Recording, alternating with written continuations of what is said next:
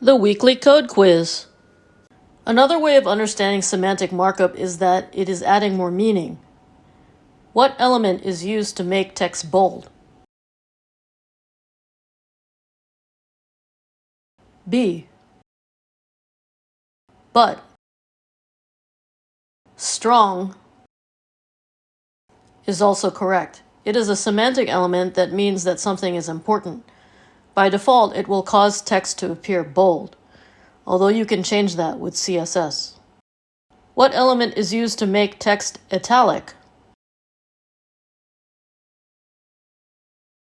I. But. M is also correct. It is a semantic element that is used to emphasize something.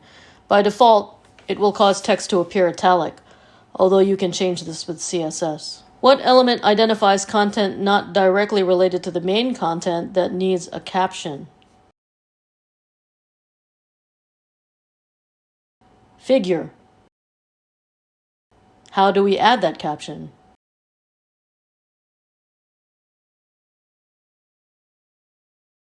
Fig caption.